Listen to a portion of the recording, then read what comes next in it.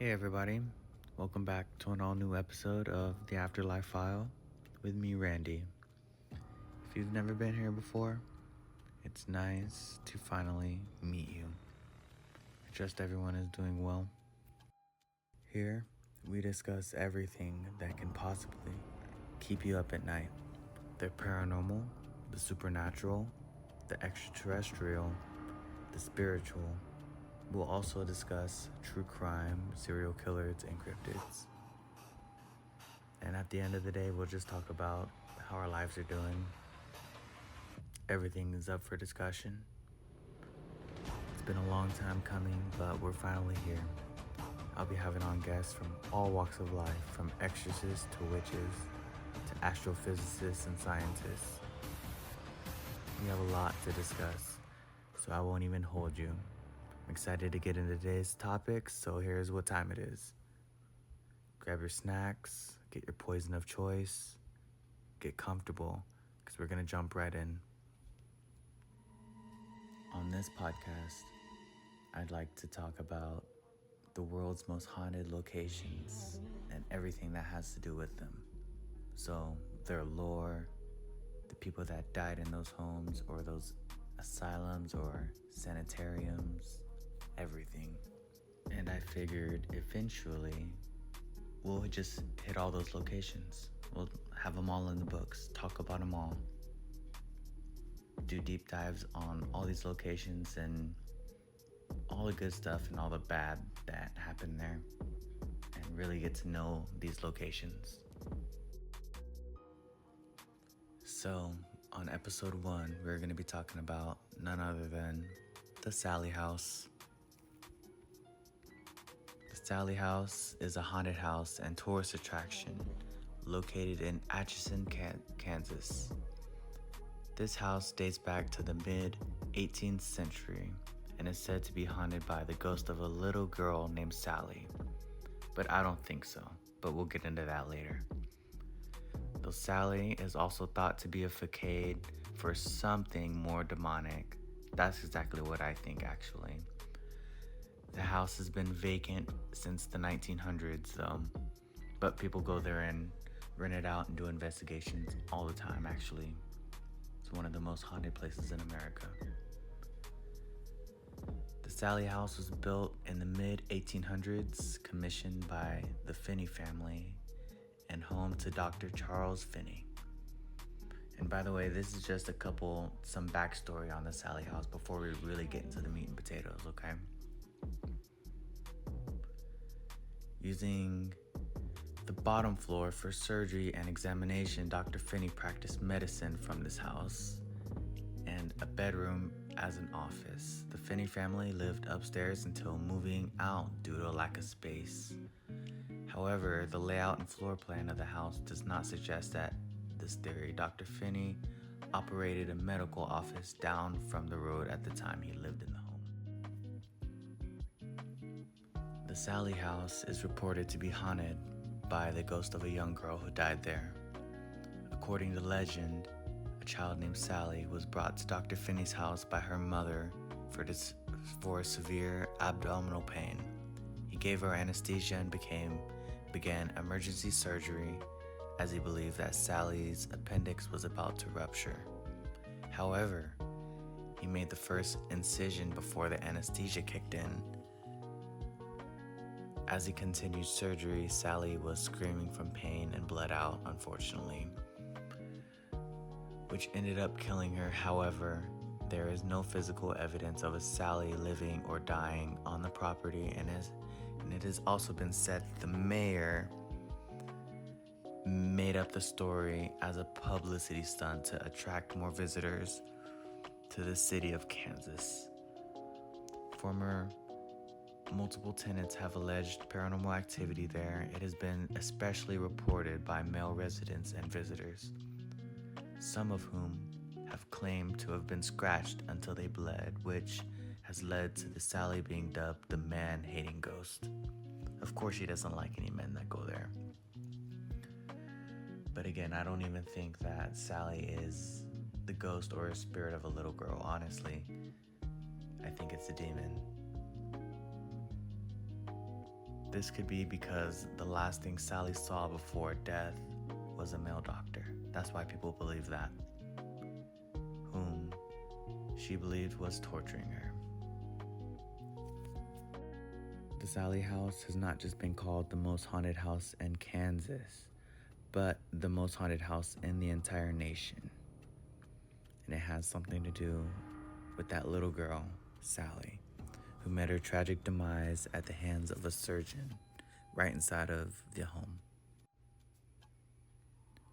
But it wasn't until the mid-1990s that the Sallie's tragic story gained local and national attention. Then owners Deborah and Tony Pickman began to notice strange occurrences in the home, including attacks on Troy, unexplained voices, and even finger marks on candles that lit themselves.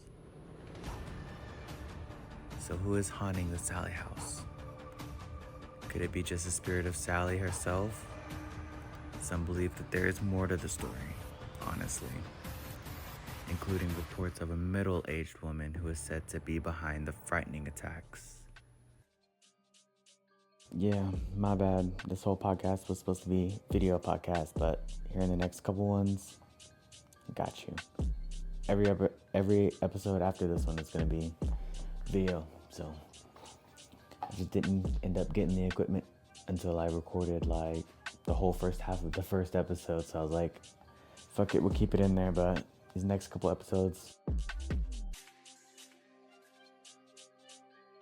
but yeah, let's keep this train going. Honestly, this house is crazy, like actually. Multiple former tenants have alleged paranormal activity there.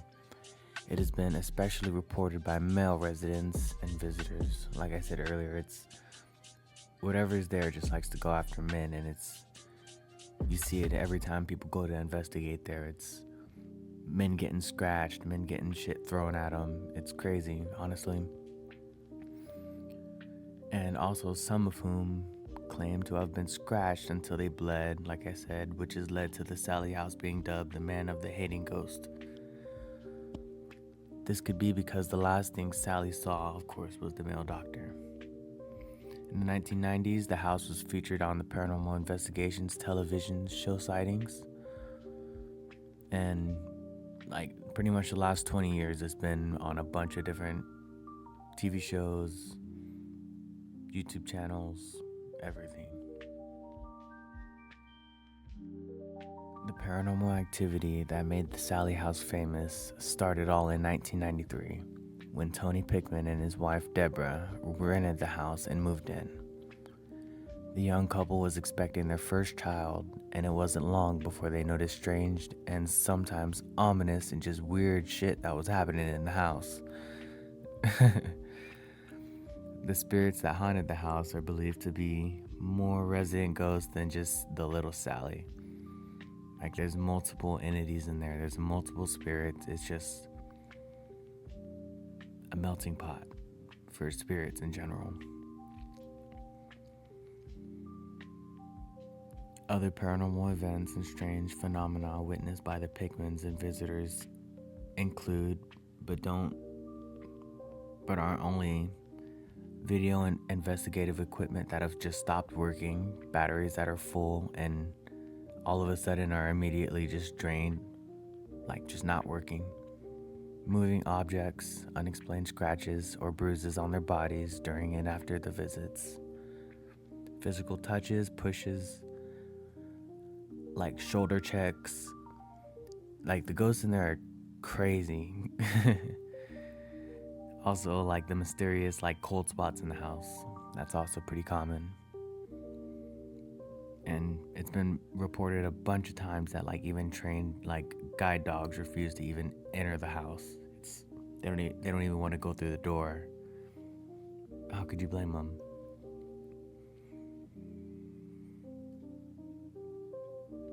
But it's one of the biggest tourist attractions in Atchison, Kansas. That's what they got going out there in those small towns, so that's what they got to work with, right?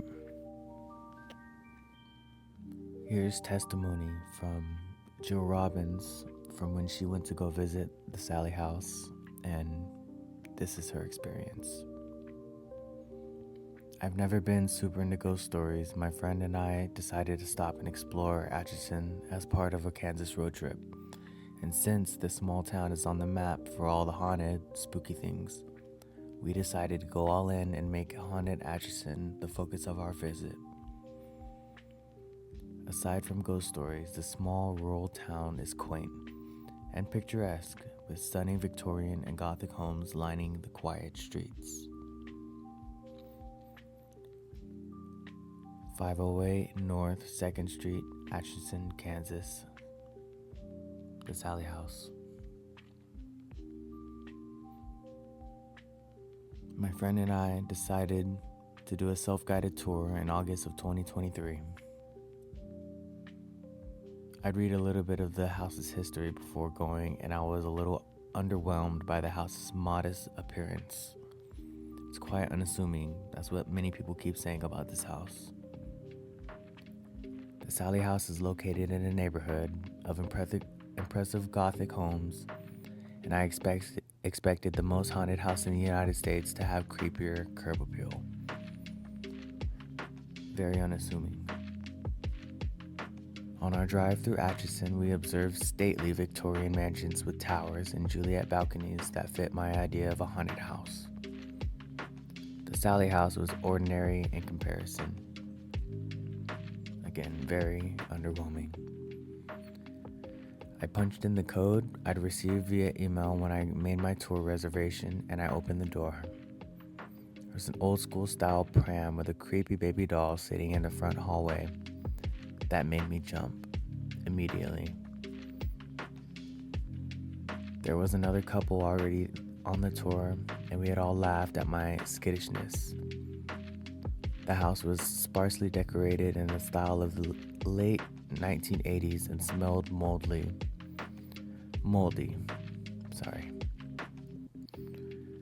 We wandered around the first floor for a couple of minutes before heading upstairs.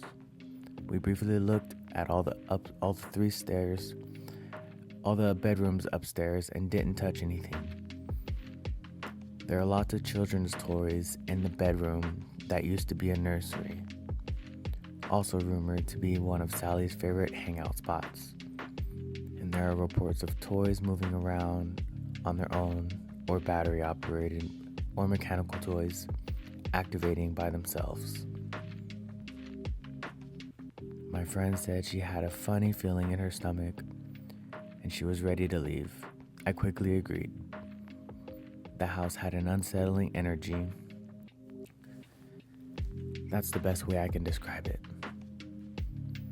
I got a feeling of anxiousness on the upper floor at the top of the stairs, between the nursery and the bedroom next to it.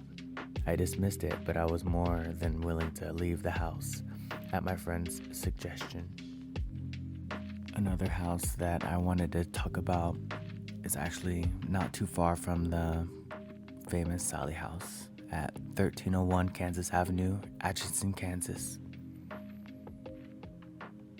The McIntyre Villa, 1889. The McIntyre Villa is one of Atchison's most unique residences and has the outward appearance of a true haunted mansion. Unlike the Sallie house, this one looks a lot more, it has a lot more curb appeal, like the last person was talking about. The Sallie house just comes off as super unassuming, but there are just demons in there. It's crazy.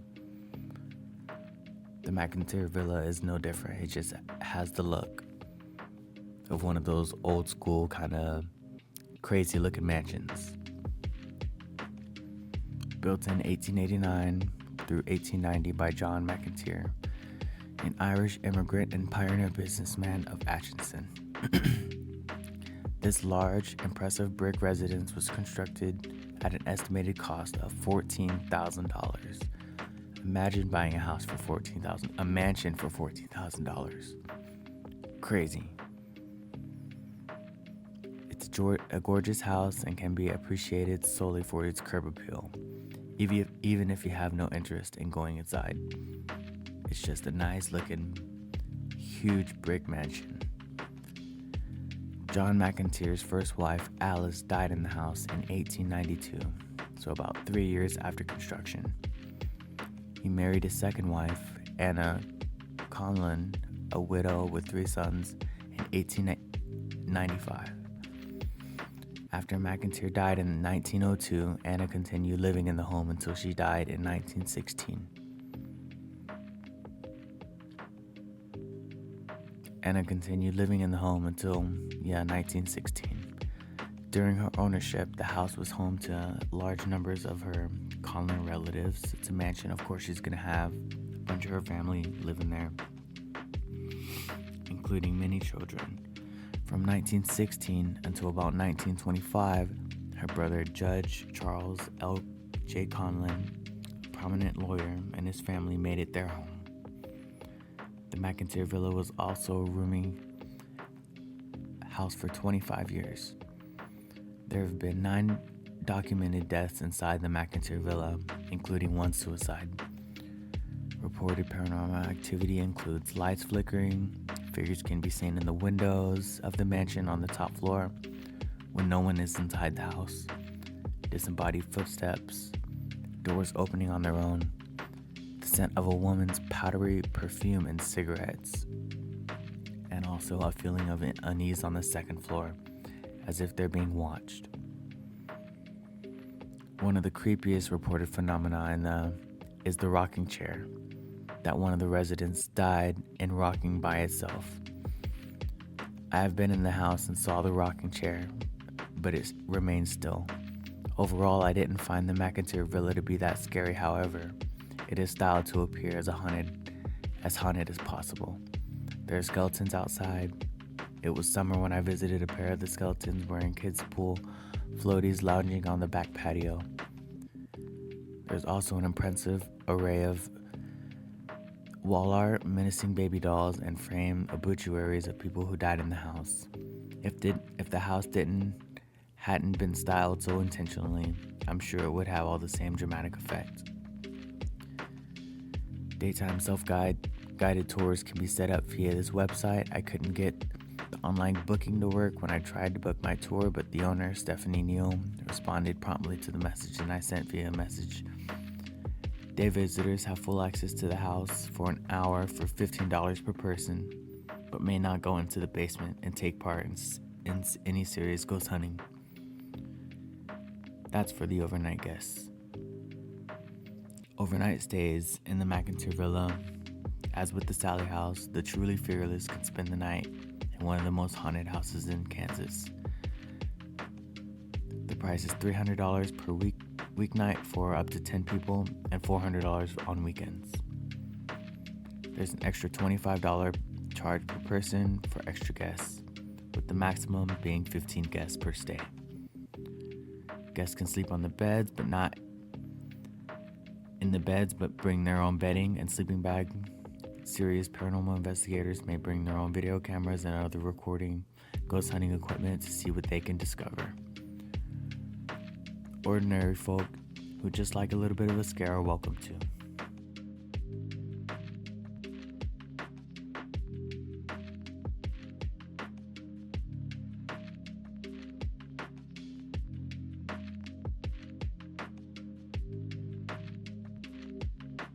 So what do you guys think about it? Out of these couple places in Atchison, Kansas, which one would you stay at? Which one would you do an overnight tour and investigation? There's also another one that I haven't even gotten into right down the street from that one, from the mansion. It's called the Green Man Theater at 220 North 9th Street, Atchison, Kansas. That whole town has got to be just haunted at this point. It's crazy. But I would definitely love to hear from you guys to see which one you guys would like to stay at if you got the chance to. Out of a lot of the paranormal places and locations, that one's actually priced reasonably. Pretty accessible to pretty much anybody that is into investigating and getting evidence.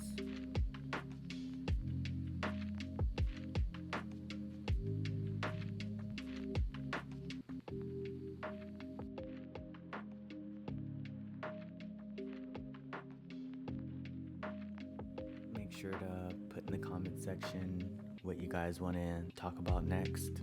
So far on the list, I got the Axe Murder House, the Hill House, Skinwalker Ranch, Area 51, the Clown Motel, the Cecil Hotel, the Night Stalker, and the Zodiac Killer. Like I said, everything is up for grabs, so it's whatever we want to talk about. Cryptids, conspiracy theories, paranormal, supernatural, spiritual, anything goes here. We're going to talk about it all. We're going to be putting out these episodes every week. It's going to be fun. I'm excited.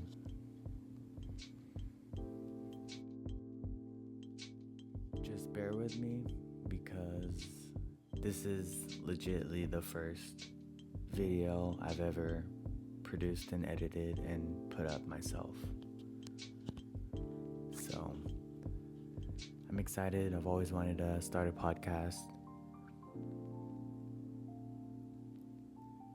I think it'll be a fun hobby, fun little side thing to do.